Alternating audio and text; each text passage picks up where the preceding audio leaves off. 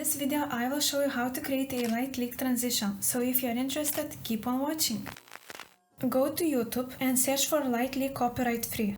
Then download any you like, and after that, just place the clip between your two clips on the timeline.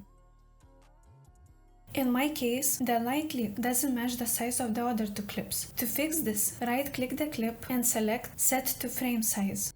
Or you can adjust the size manually by increasing the scale. Then you can adjust the length by trimming it using the C button on your keyboard, or choose to speed it up by right-clicking the clip and adjusting the speed.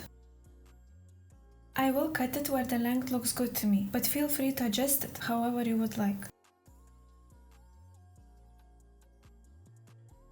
You can even mark the middle by pressing the M key on your keyboard. This way, if you want to use the transition again, you will know exactly where to place it.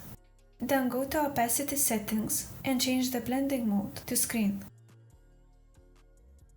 If you want, you can also flip the clip horizontally. Go to the Effects panel and search for Horizontal Flip.